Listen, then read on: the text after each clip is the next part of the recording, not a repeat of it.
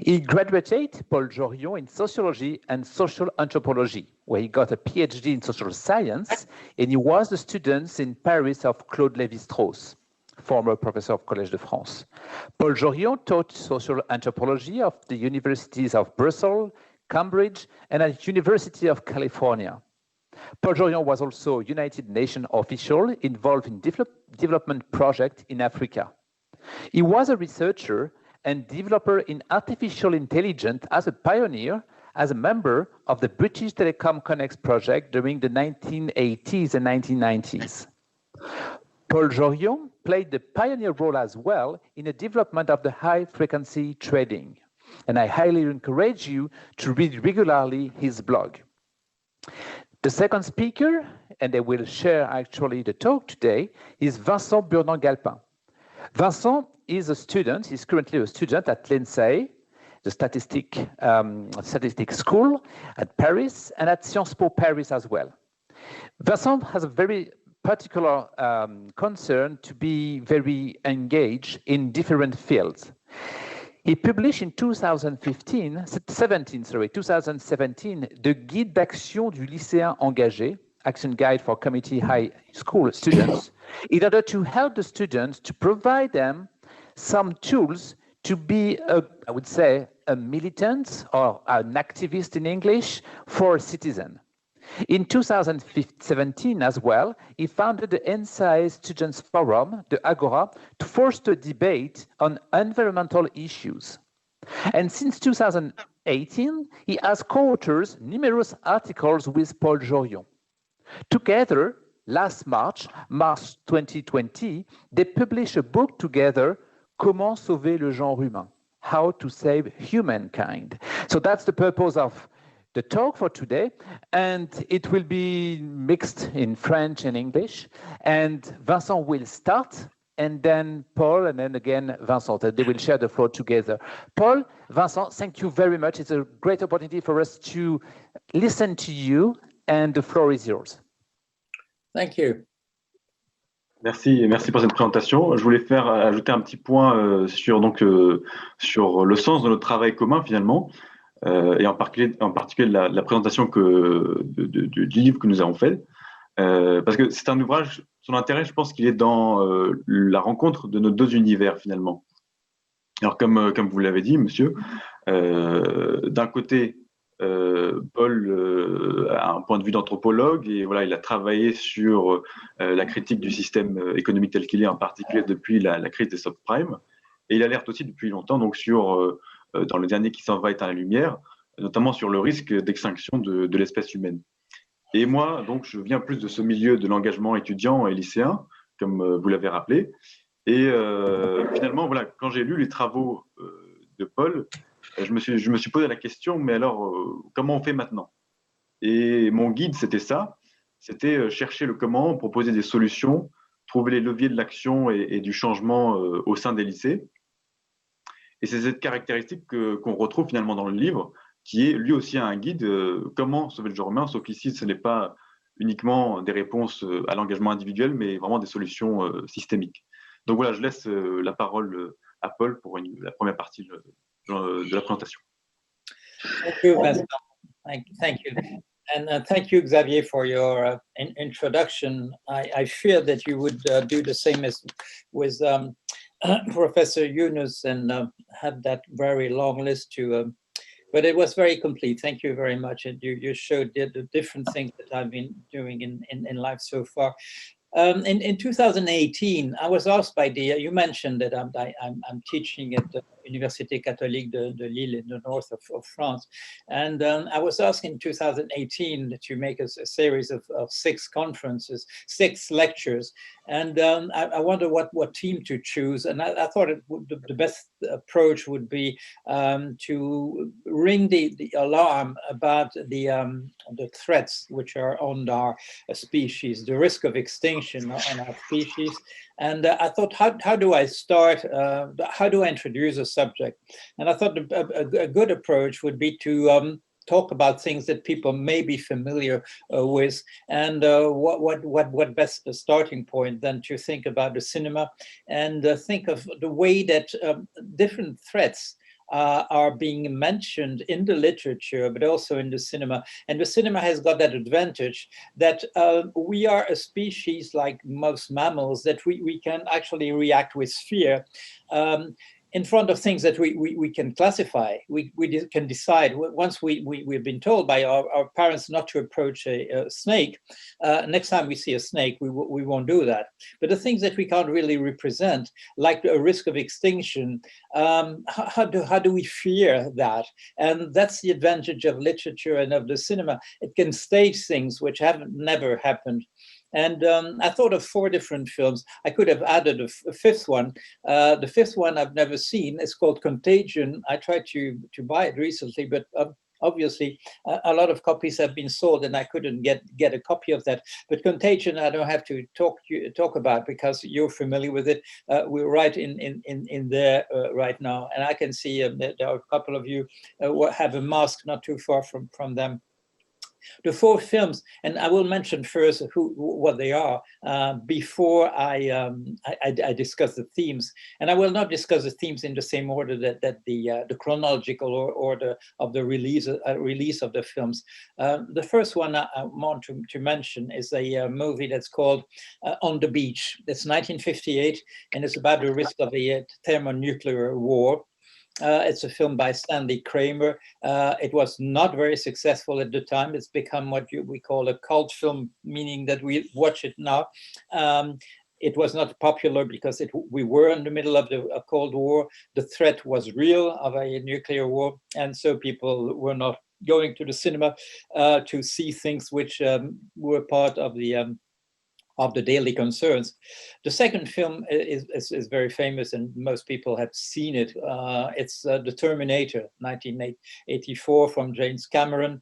The idea that artificial intelligence has won in the future, and that there's a war currently between us, a kind of civil war, because the machine are sending from the future a robot or a kind of robot, an android, in order to kill the future leader of the rebellion against the machine. But I don't have to go into details. You know that story. Third one I would like to mention is 2013 called Elysium, a film about humankind divided divided in the future in 2 separate species, one may say. Men and women have become immortals and live in a kind of space station, and there's a remnant of humanity living in a kind of derelict world, trying to survive. And the final movie that I would like to mention is Interstellar, 2014, a movie from Chris Nolan. I didn't mention that it was Neil Blomkamp from South Africa who made Elysium. But now for the themes. Let me start with Elysium, which shows humankind totally torn apart, with an Earth being scorched, where it become hardly livable, and in space. A part of humankind that's managed to make itself immortal through progress of medicine, and who's totally cut off from the world down there, where some human beings are trying to still to strive in very difficult conditions. What is interesting as an anecdote is the fact that for the on location to make the film, the 2 different universes, the very lavish world in the station, and the derelict world of some kind of favela, some kind of shanty town, were actually shot in the same city of Mexico, where you have at the same time these very, very luxurious types of environment for the rich, and the very, very derelict environment for the poor, showing that it does already exist, but it's not separated by a large distance between the sky and and the earth below. But it does exist already in our world. What is the danger of having such a concentration of wealth that we hear figures like when people say, well, it's very important to have growth in our society. And it was figures that I heard in a little meeting where Professor Stiglitz was invited, and where he asked us, what is the part of last year's growth which has been actually kidnapped, I would say, by the 1% of the population, which is the richest. And people in the audience were saying, well, I don't know, 70%, maybe, God knows, maybe 80%. And he gave the figure, and the figure was 102.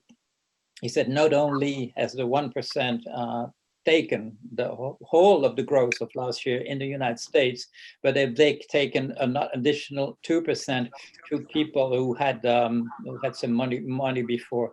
And that's the evolution which has actually in the United States, the evolution that's taken place, which is a concentration of growth is actually growing, and the share of the share of half the population, which in 2000 was still 2%.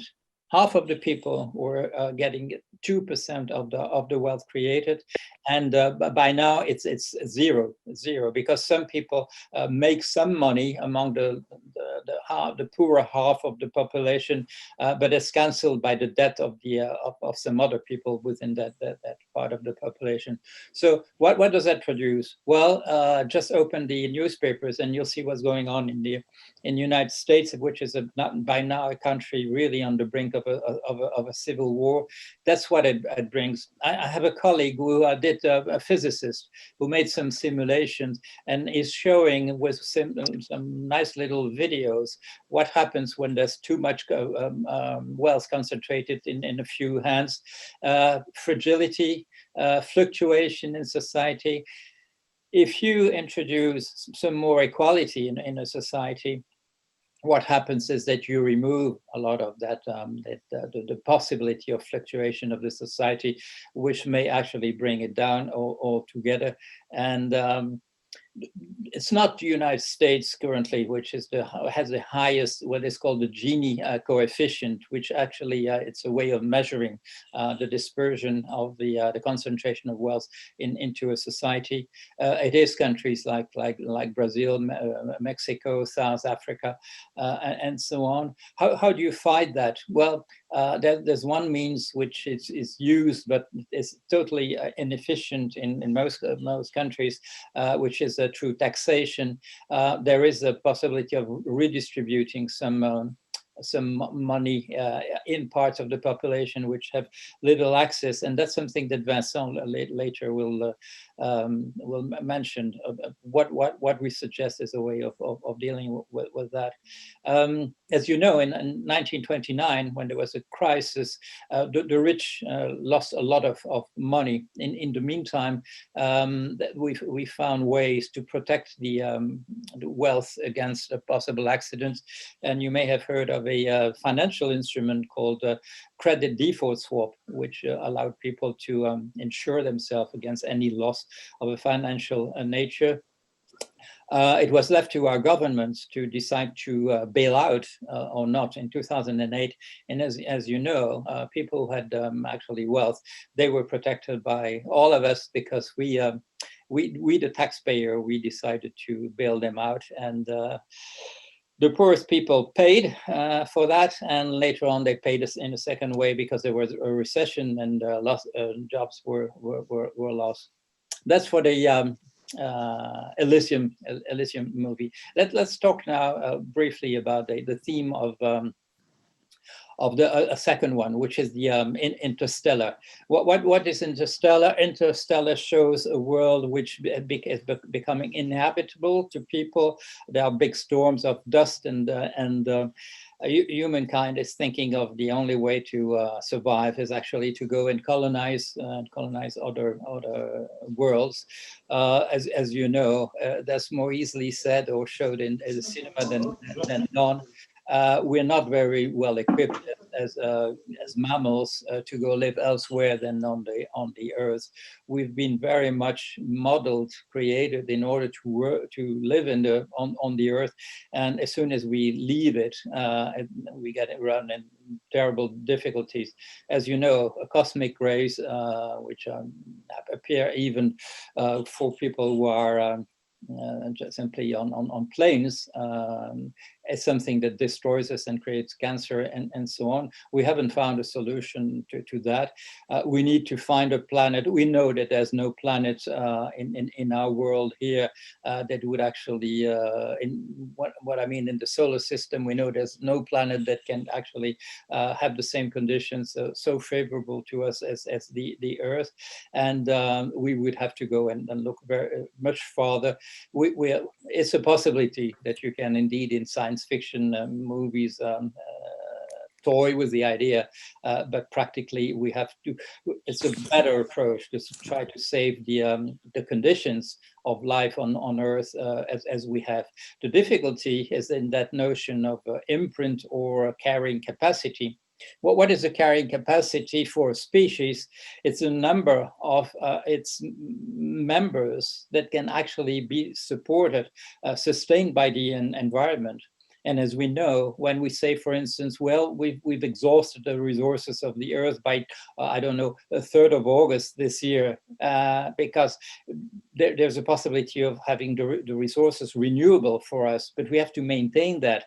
And it's been a long time since we haven't been able to do that. So we're depleting the environment. We are trespassing the carrying capacity of the Earth for the species that we are. So what can we do in that respect? Well, there are two possible approaches. Reduce the number of people, and that's something that, let's say, Malthusian type of approach, saying we should be fewer than we are now, encouraging possibly wars or ways of preventing people having children and things of the type, or alternative, enhance the carrying capacity of the environment around us. That's what we've been doing with technology, with agricultural revolutions. We've managed to have the Earth possibly sustain more people than was in the past. But we're reaching some limits, and time is running out. Third movie, Terminator. The idea that we are very good at one thing, which is to develop artificial intelligence, but that it may go out of hand. It may do things that we don't want, and it may even decide, but that's more like a dystopian scenario. Artificial intelligence may become so intelligent as saying that survival can only be realized by getting rid of, eliminating human beings altogether. What is that? Any of that, is that realistic? Xavier was kind enough to mention that at some point I was a researcher in artificial intelligence, and I've always been very enthusiastic with this idea. I didn't decide to become a researcher. I was offered at a conference. I met somebody who said, we're starting a little team, and I would like you to join our team. But since then, I've become very enthusiastic for the idea. I'm convinced that machines are already more intelligent and more smarter than human beings. We see that, for instance, that's very spectacular in games, where we see that we're being beaten by the machine in a very embarrassing way. There was something in the paper, I guess it was yesterday, and also very does somebody want to say something? There was something very embarrassing also, that an artificial intelligence has become so much smarter than human. Oh yes, it's about a fighter, plane fighter, and that the artificial intelligence is much better than human beings. And we've seen that already. It's at some point where we are in planes where there's an artificial intelligence at work and a human being, and the artificial intelligence making the better decision, but being overruled by the human being. We need to get used to the idea that we should give the freedom to the machine to make the better decision. But how do we do that?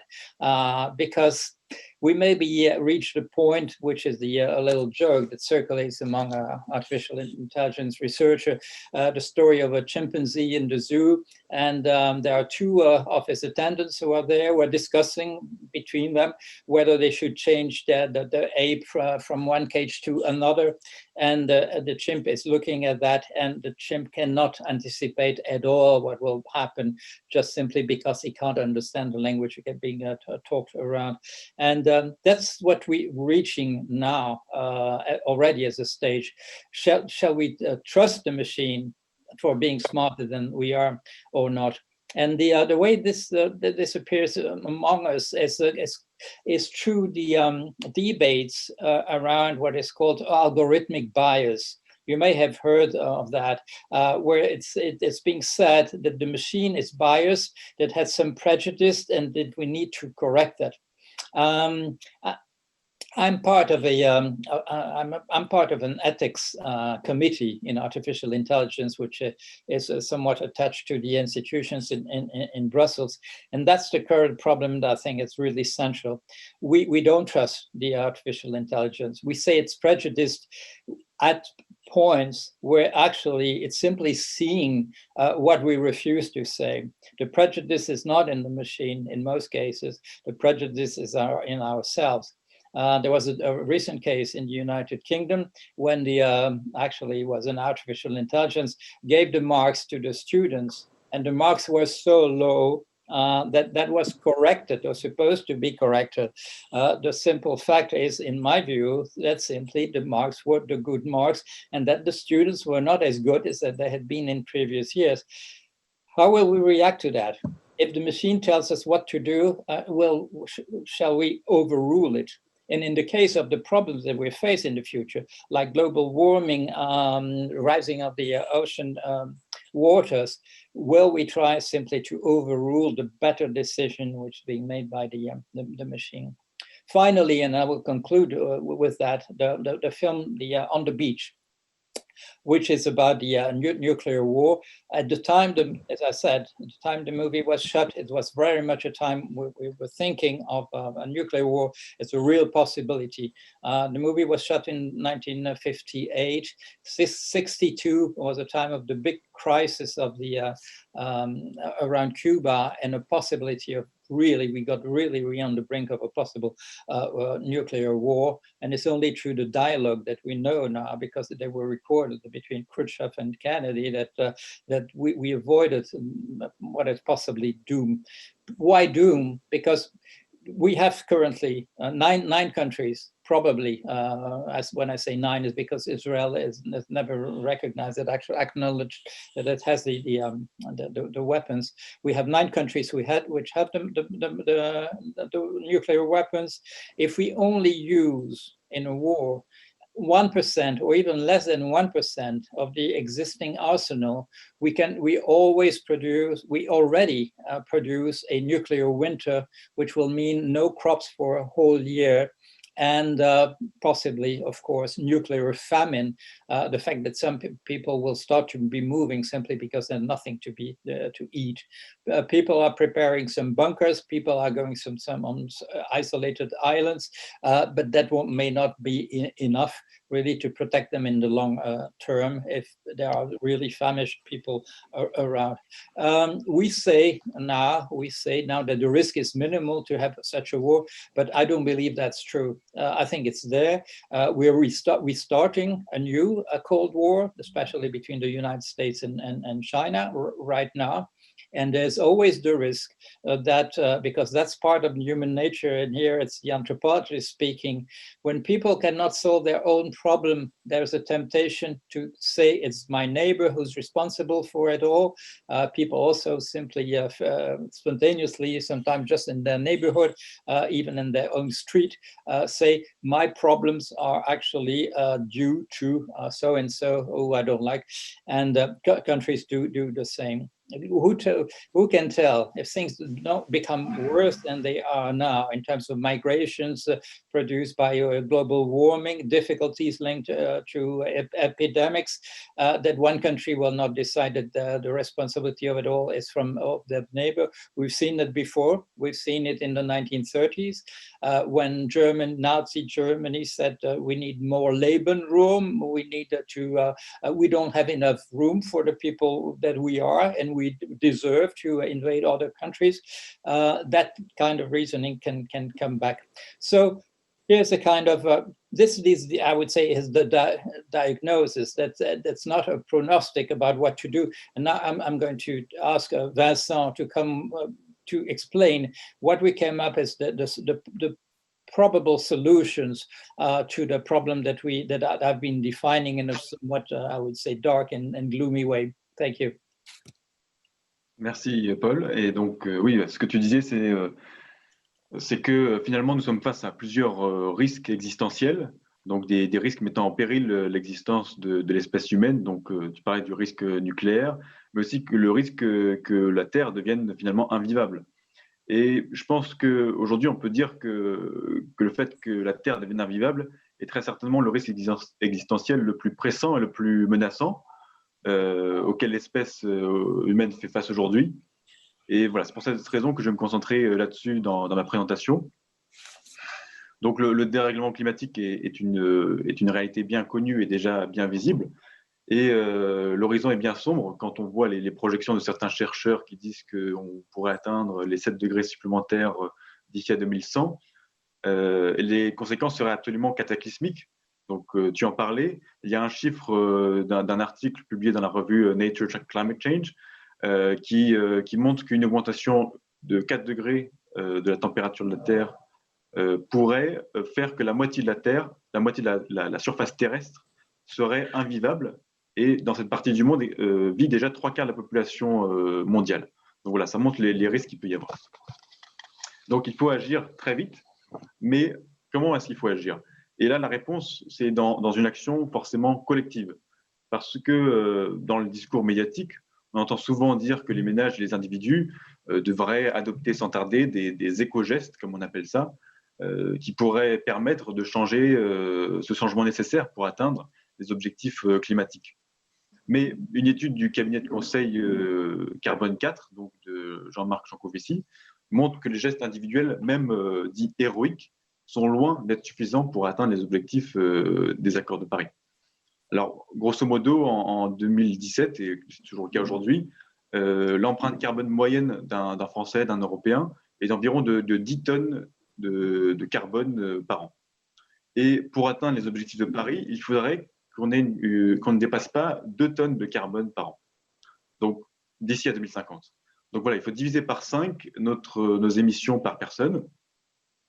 Et ce que montre cet article, c'est que les éco-gestes, donc acheter une gourde, changer l'équipement, les ampoules et mettre des LED, ne plus manger végétarien, ne plus prendre l'avion et ce genre de choses, si tout le monde les réalisait, on ne réduirait notre empreinte carbone que de 25%. Donc on est très loin du compte finalement. Alors, comment comprendre ça ? C'est parce que, par exemple, l'exemple de la mobilité, même si on utilise davantage les transports en commun, si on recourt systématiquement au covoiturage, notre système de transport est dépendant, que nous le voulions ou non, sur les énergies fossiles, le diesel, l'essence et le kérosène. Donc, on est forcément mené à émettre, même si on fait des choix qu'on appelle écologiques. Donc, seule une transformation vraiment en profondeur du système énergétique, des modes de transport, du processus agricole et industriel, pourra nous permettre d'atteindre les objectifs de l'accord de Paris. Donc, c'est pour ça que c'est un effort absolument collectif à mener, et non seulement quelques actions individuelles. Et aussi, en plus de ça, l'écologie n'est pas seulement une question technique, mais aussi une question hautement politique, finalement, sur la répartition des ressources dans la population. Paul en parlait de l'approche malthusienne, et finalement, voilà, ça pourrait être une réponse à la crise écologique, mais ce qui se révèle assez faux, d'une certaine manière, quand on voit l'inégalité de la répartition des ressources dans la population. Et en plus, c'est une thèse assez répandue dans la population. Pas plus tard qu'il y a 10 jours, à une séance de dédicace de notre livre, je parle à un homme d'une quarantaine d'années il me dit, il avait l'air très informé sur les enjeux de l'écologie, et il me dit, mais de toute façon, on est trop nombreux sur Terre en proposant un système de restriction des naissances. Mais sauf comme on l'a vu, il faudrait diviser par 5 nos émissions la population française, donc il faudrait diviser la population européenne, française, mondiale de 5 par 5, par exemple, d'ici à 2050. Mais ce qui est absolument impossible, même avec une politique de l'enfant unique ou même de l'enfant zéro, parce que voilà, on n'atteindrait même pas ces chiffres et en plus ce serait insoutenable démographiquement. Donc toute personne proposant une diminution de la population propose implicitement une sorte de diminution, une extermination d'une partie de la population. Et notre livre ne s'intitule pas « Comment sauver une partie du genre humain », mais bien tout le genre humain. Donc voilà, il faut se rendre compte qu'il y a cette question de la répartition des ressources est très inégale. Donc il y a certains chercheurs comme Thomas Piketty et Lucas Chancel qui ont montré que 10% de la population mondiale émettait 50% des gaz à effet de serre de la planète. Et même, ils montrent que les 1% les plus riches, par exemple américains, émettent plus de 200 tonnes de carbone par an, contre, par exemple, 0,1% pour les plus pauvres des pays comme le Honduras, le Mozambique ou le Rwanda. Et voilà, il y a, autrement dit, certaines populations émettraient aujourd'hui 2000 fois plus de CO2 que d'autres. Donc voilà, le mode de vie d'une partie de la population est aujourd'hui absolument aberrant par rapport aux limites de la Terre, alors que les plus pauvres s'y conforment déjà par nécessité d'une certaine manière. Donc avant même de se pencher sur des éventualités de technologies plus vertes, il s'agit avant tout de se questionner sur nos propres modes de consommation et de mieux répartir donc, les ressources. Il y a un chiffre du professeur Kevin Anderson qui dit voilà, si les 10% de la population européenne les plus aisées réduisaient leurs émissions de carbone pour se mettre au niveau de l'européen moyen et que les 90 autres % ne changeaient rien à leur comportement, l'Europe réduirait déjà ses émissions de 30%, ce qui représente déjà plus de la moitié de l'effort nécessaire pour 2030 pour rester en dessous des 1,5 degrés. Donc voilà, ce sont des chiffres qu'il faut avoir en tête. Mais alors, une fois qu'on a ce constat en tête, comment on fait? Et surtout, il faut en plus se rendre compte de l'urgence absolue, comme le disait Paul. Il ne faut pas oublier que le premier rapport du GIEC avait été publié déjà, et qui était déjà alarmant, avait été publié en 1990. Donc voilà, 30 ans qu'on laisse faire. Et donc, il y a maintenant urgence absolue. Et si on regarde en plus les scénarios possibles du GIEC, pour rester en dessous des 1,5 degrés ou des 2 degrés, ce n'est plus une transition, comme on dirait, douce qu'il s'agit de mener, mais vraiment une rupture très brutale. Donc, et en plus, voilà, il s'agit de réorienter radicalement nos systèmes de production et de réinventer totalement nos modes de consommation. Et en plus de cela, il ne s'agit pas seulement il s'agit plus de faire de l'écologie contre la population. Alors là, je pense par exemple aux taxes carbone qui ont peut être très critiquées, qui ajoutent à l'injustice climatique finalement parce que les plus riches peuvent s'en accommoder alors que cela restreint la population les plus pauvres. Il s'agit de faire une écologie avec elle et même, je dirais même plus, grâce à elle. Parce que voilà, pour que cette bifurcation réussisse, il s'agit que ce soit une volonté de tous, que l'écologie ne soit pas une contrainte supplémentaire, mais un avenir désirable finalement. Donc nous, voilà, ce que l'on développe dans le livre « Comment sauver le genre humain », c'est l'idée d'efforts de guerre. Voilà, nous parlons d'économie de guerre climatique pour atteindre ces objectifs. Alors, pourquoi ces termes? Parce qu'une économie de guerre, en fait, c'est la redirection de l'activité économique tout entière vers un objectif. Et dans le cas de la guerre, c'est la victoire. Mais dans ce cas-là, ce serait voilà, les objectifs climatiques et environnementaux. Donc, déjà, ça demande de changer de paradigme économique d'une certaine manière. Aujourd'hui, on est donc dans une économie dite libre, mais il faudrait passer d'une certaine manière donner une certaine direction à l'économie. Parce que la caractéristique de l'économie libre, c'est qu'elle n'a pas de direction particulière, mis à part la maximisation du profit individuel. Et cela se fait parfois au détriment d'autres objectifs, comme la préservation de l'environnement ou la santé. Et l'idée d'une économie avec une vraie direction, c'est que la société se donne des fins vers lesquelles son économie doit tendre globalement. Cela signifie, par exemple, que la préservation du capital financier n'est pas l'unique fin économique, mais aussi qu'il s'agit de préserver le capital, entre guillemets, naturel et humain aussi. C'est le principe notamment de la comptabilité triple que développent certains chercheurs comme Jacques Richard ou Alexandre Rambaud. Et donc voilà, qu'est-ce que c'est exactement une économie de guerre? C'est 4 choses. Et la première, c'est une planification et un interventionnisme étatique assez important. Alors, on a ces exemples de la Seconde Guerre mondiale avec les États-Unis qui avaient un office de stabilisation économique qui avait un contrôle assez important sur la production, la qualité des biens, etc. Et dans le contexte actuel, nous, on propose de s'inspirer par exemple de la planification qui existait en France, finalement pendant les 30 Glorieuses, qui avait été lancée par De Gaulle et Jean Monnet. C'était une planification indicative, contrairement à impérative, orchestrée par un commissariat général au plan, et le gouvernement se portait garant de l'exécution de ces plans en accompagnant les acteurs privés vers les objectifs de développement fixés par le plan. Voilà, donc pour revenir aux caractéristiques d'une économie de guerre, la seconde, c'est un développement hors norme des infrastructures militaires. On connaît tous ces chiffres, par exemple que les États-Unis en 3 ans auraient construit 230 000 avions de guerre, alors qu'il n'en fallait que 350 à l'époque pour assurer toutes les lignes commerciales. Donc voilà, ça montre la force de frappe qu'il peut y avoir. Et dans le contexte actuel, ce serait plus un déploiement, bien sûr, pas d'infrastructures militaires, mais d'infrastructures vertes, et on les connaît déjà bien, renouveler le parc de production d'énergie, l'isolation thermique des bâtiments, la mobilité, etc. La troisième caractéristique d'une économie de guerre, c'est la mobilisation de toute la population dans l'effort de guerre. Donc, voilà, on connaît aussi ces faits. Il y a bien sûr une population qui est mobilisée au front, mais aussi l'arrière est mobilisé pour assurer la production industrielle nécessaire et les moyens de subsistance de toute la population.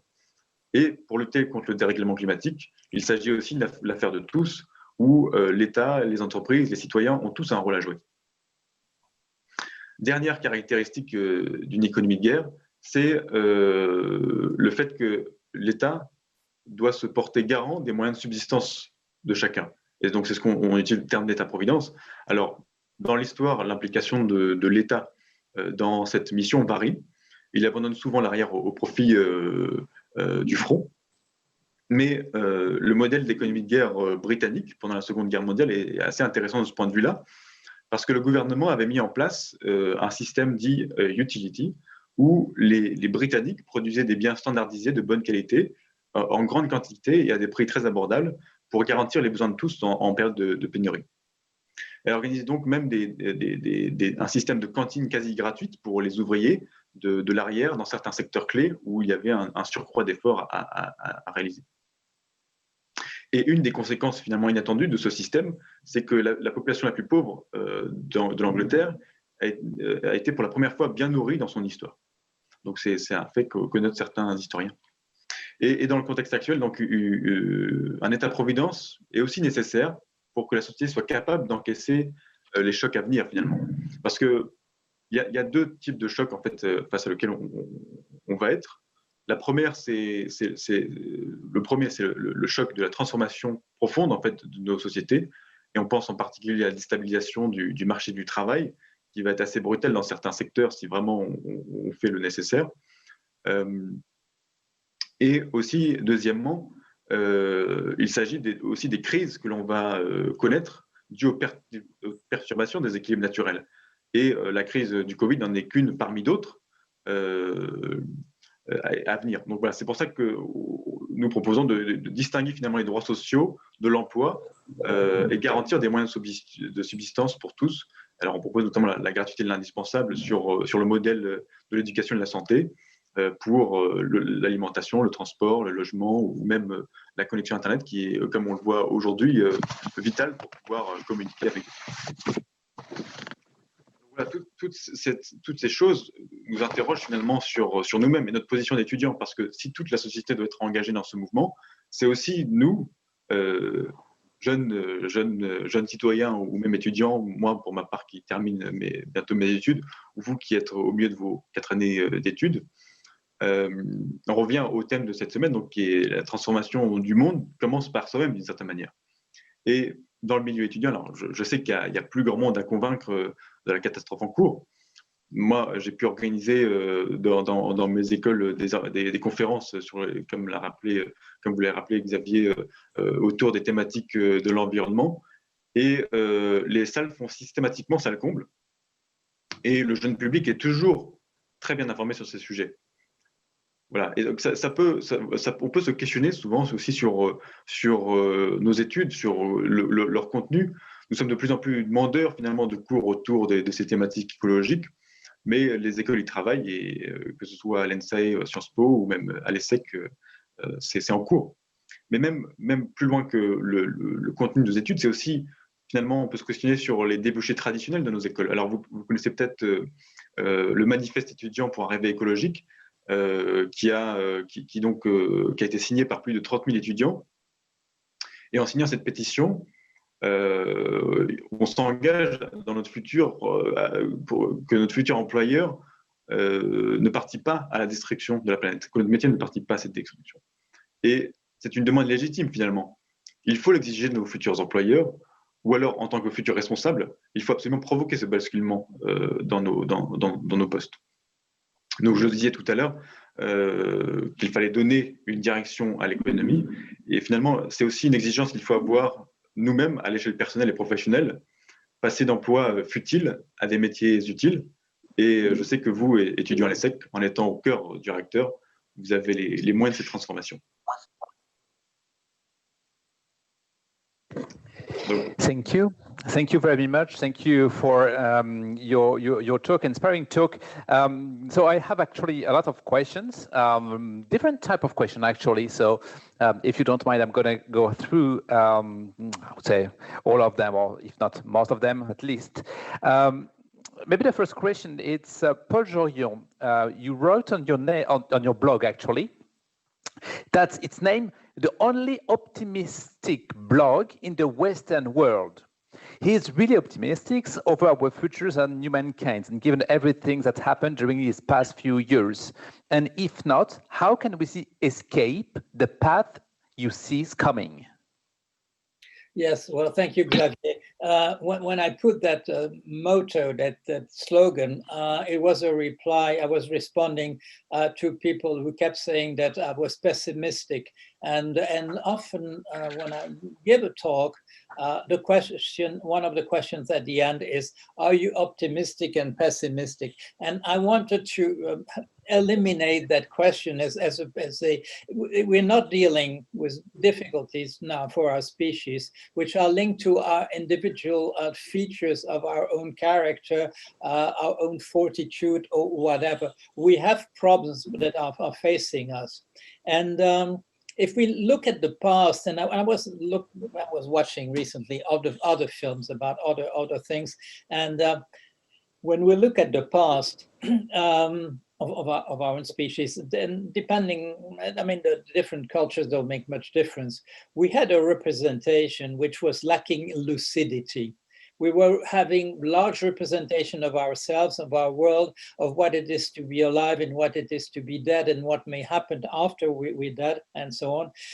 These representations were, how would I say, they were giving us false solutions to our problems.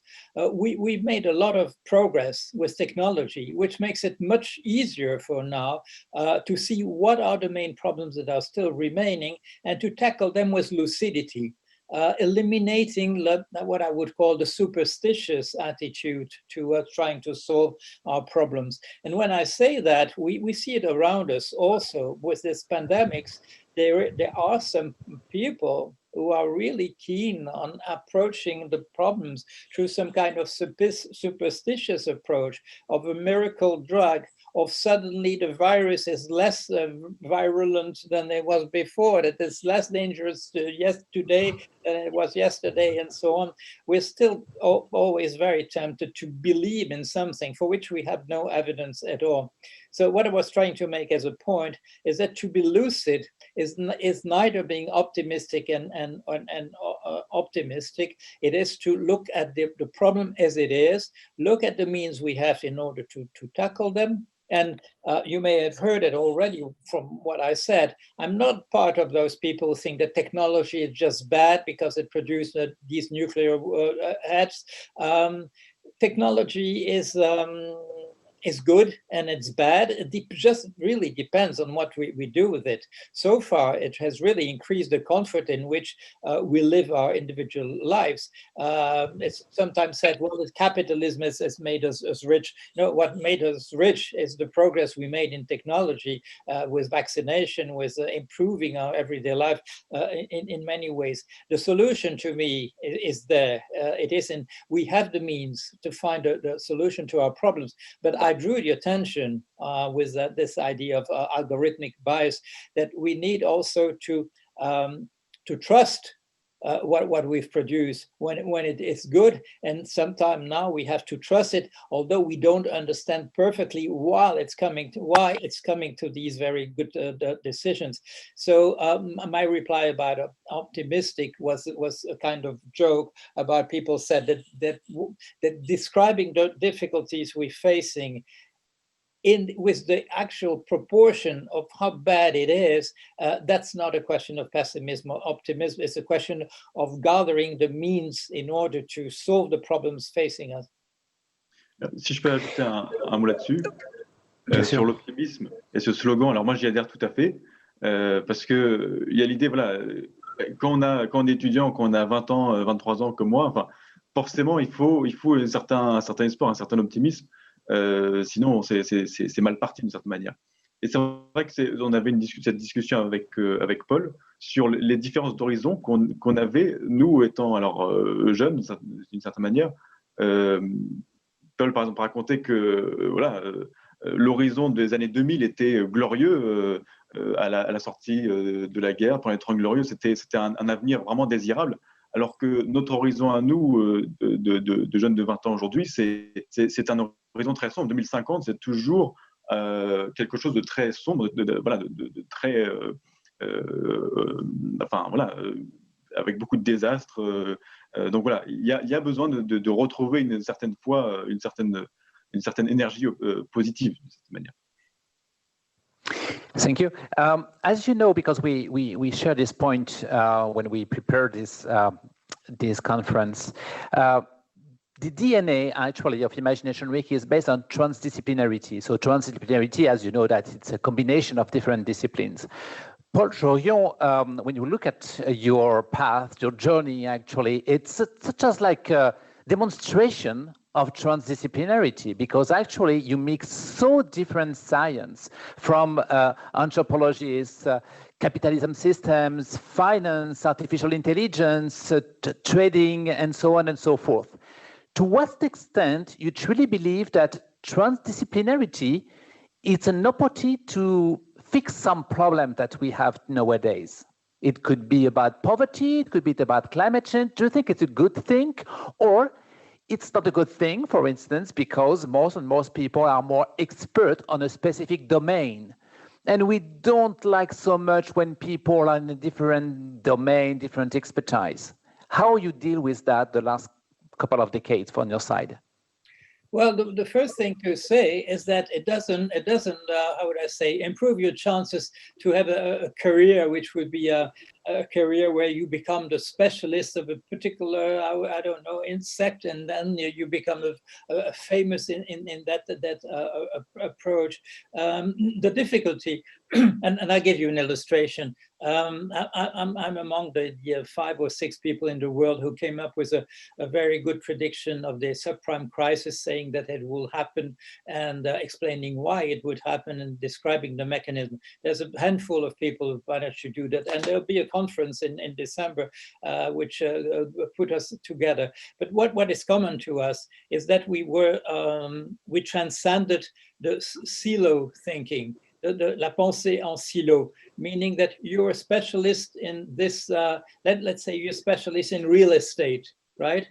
You being a specialist in real estate, you couldn't see the subprime crisis coming, because you needed also to know about securities, because as we know, it's from the securities that it's spilled into the rest of the financial system. If you say I'm a specialist in microeconomics or in macroeconomics, also impossible to see the crisis. So what makes it possible to see something develop like the subprime crisis and to find possible solutions? It is indeed, as you say, to be transdisciplinary. But that's not, I would say, that's not a solution either, because I've been in a million meetings where we put together historians, geographers, and so on, biologists, and everybody, every one of them thinks that its own domain, biology, chemistry, physics, and so on, it has the whole, can grasp the whole problem and provide the whole solution. So it's just a dialogue of people who actually are not listening to each other.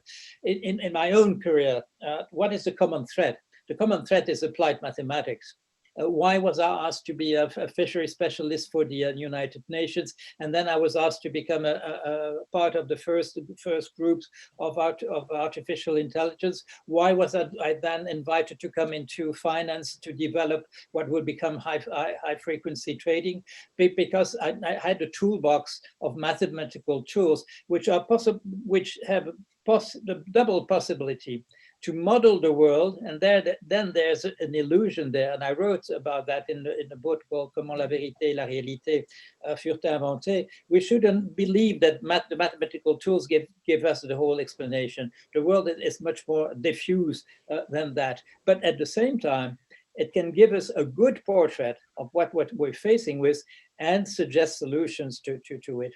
So my response, my reply to your question is that applied mathematics, get yourself a good toolkit with a lot of different tools which are being used in different places, because the solution is often to use a particular technique which was developed in one domain and applied in another through some kind of analogical reasoning. And I'll give you one example.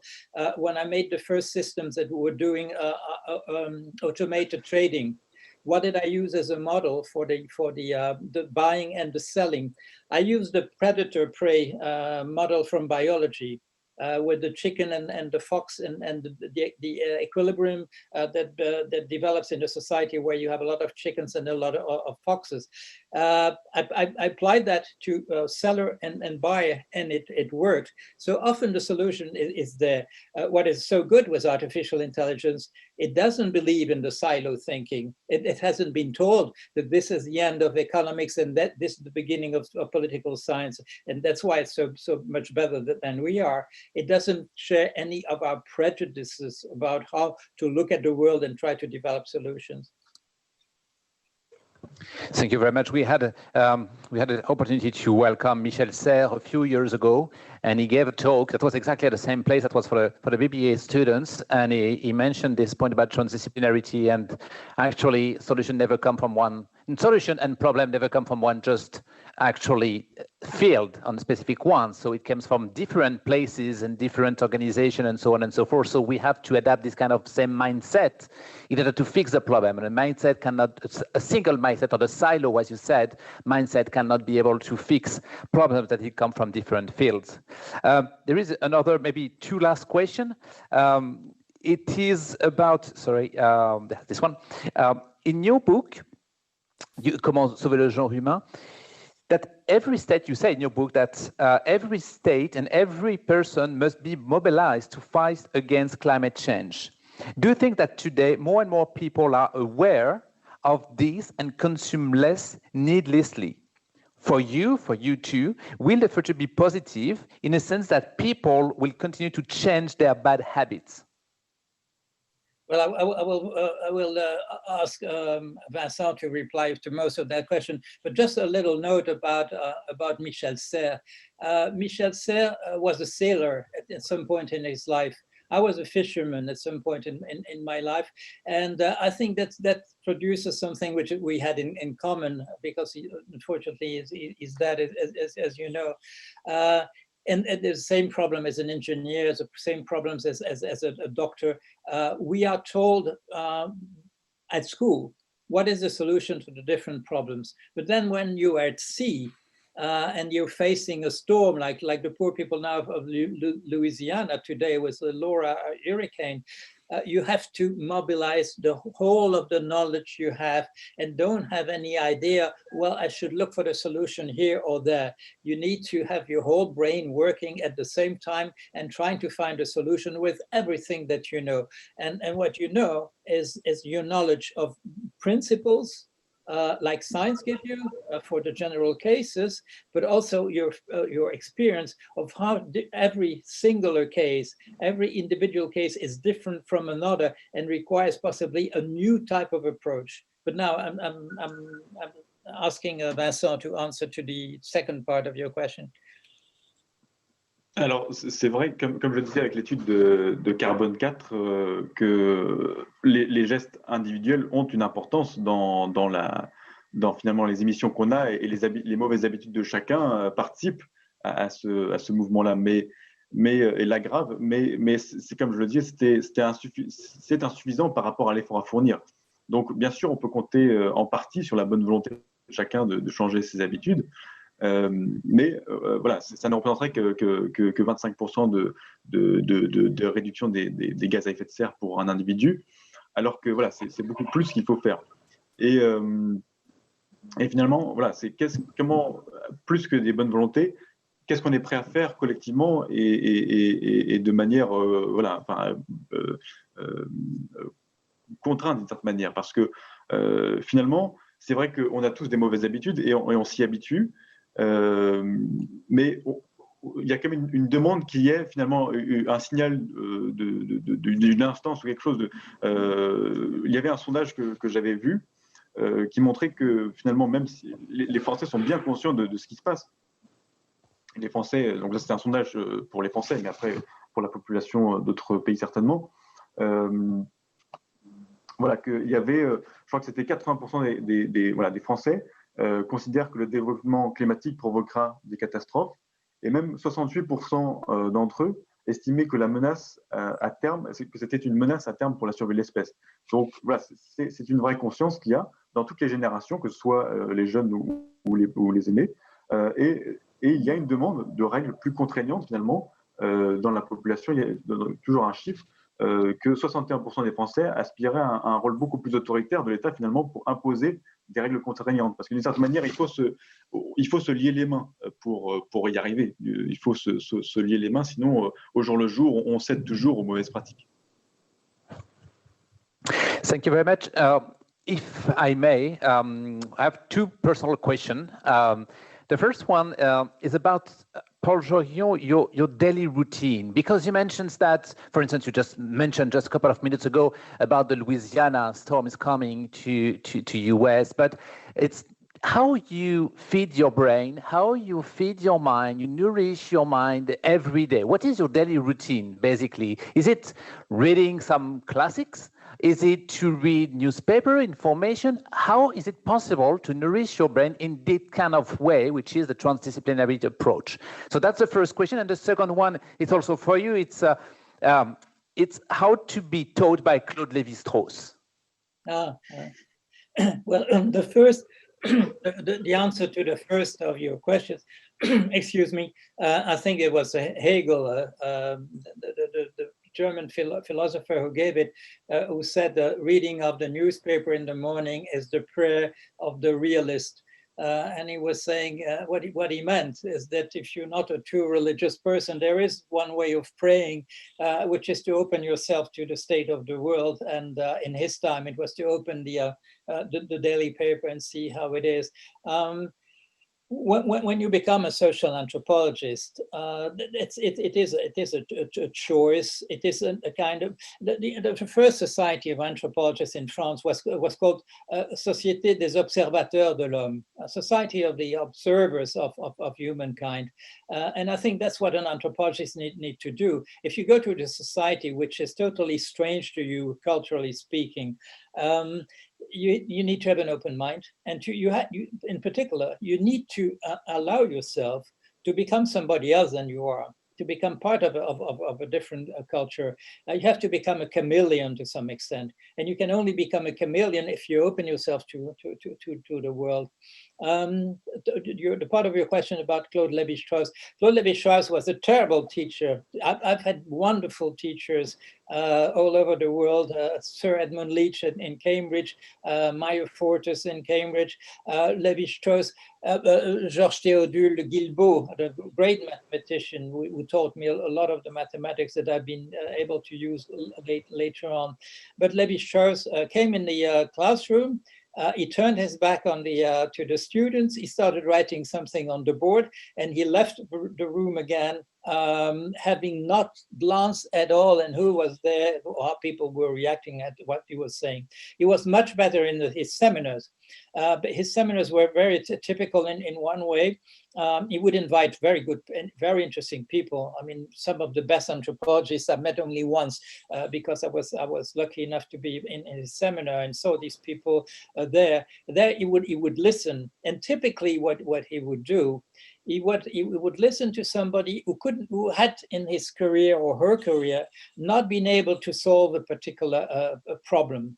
Like on the African statuary, the proportions between the different parts of the statues, or a divination system in one particular place, where the person said, well, I seem to have understood that it worked this or that way. And what would Lévi-Strauss do when the people were finished? He would do the following. He would say, I believe that the system you were describing, I believe it works this way. About the proportion in African statuary, he said, I think the answer is this. And I would go back home, and he was right. He was the person who understood everything, who could solve something in any problem that you would have. A very, very clever mind, but a misogynist and a misanthropist, somebody who was very difficult to live with. And I finish on this. You may be aware of his book, Triste Tropique, A World on the Wane in English. Nobody that I asked a question, I said, through all his travel, was he alone or was he with somebody else? And everybody says he was alone. There's no hesitation. And I say, no, he was with his wife, Dina. She doesn't appear in any possible way into his description.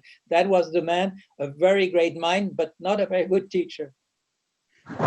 Thank you for sharing your experience, thank you as well for sharing actually your thoughts. Thank you, Paul Jorion. Thank you, Vincent Galpin. That was a great pleasure, a great opportunity, a privilege to welcome you this morning for Imagination Week. Thank you so much. Thank you again, and take care of you. I hope to meet you in person within the next couple of months. Thank you very much. Thank you for your invitation. Thank you. Thank you.